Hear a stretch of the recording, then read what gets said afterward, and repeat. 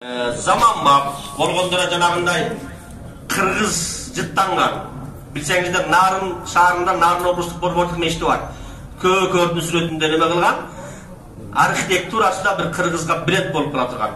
Саракси деген чоң мешитибиз бар, бирок анын архитектурасы жанагы Осмон империясынын Мимар Синан дегендин архитектурасына таанып. Башка арабтар салып берген мешиттердин баардыгы ошондой. Ар бир элдин, журттун өзүндө болгон бир бренд архитектурасы бар, бизде жок. Ошондой бренд архитектурада дагы да жакшы иштөө болот. Жерге чоң мешит чык, мына жакта мына сол жагыбызда байыркы 1944-жылы бүткөн мешит бар экен, салынган. А жанагы тарыхый баалуулуктар деген катарына кирип калыптыр бизге, аны бузганга болбойт. Анын үстүнө эле мешит чыккан, бирок ал эмне болот? Ичинде музей катары калат. Hazreti Usman radıyallahu anh'ın kiyikin terisine jazdırgan Kur'an'ın asıl nuskası Taşkent'te turat. Babur bir vaxtlarda oşonu alıp kelgen eken.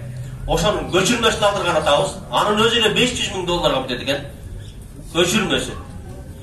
Anan oşon tigi meçittin sütundarın, akşifka kılgandarını alıp sanıp, oşol kurulgan o vaxtlarday görünüştü kılıp, anı muzeye kılıp, bu meçit çoğuyup, aslında parkovka, jana başka büyük emeler жаңыланып, университеттен бузулуп, муфтияттан бузулуп, Кыргыз Ислам Академиясы курулуп, ал жерге вакыф фонду түзүлүп, бүт ушундай заманбап нерселер болот.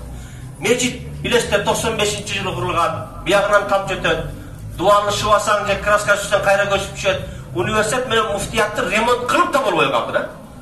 Ремонт эле кылсаң кайра жанагы красканы тегип атат, башка кылып атат, ыңгайсыздыктар болуп атат. Демек бул заман талабы ушундай экен. Жакында bir ayдын içinde başlanıp kılat buyursa, acaba özü kapsula salgan atat, dua kılıp tursanızlar, tez aralığın içinde bir yılı sozulsa 2 yıl aralığında kayra zaman bak der jakşı meşit bulup, dağının gaylı. Allah bardığımızı oşol jakşı, жаңы имаратта да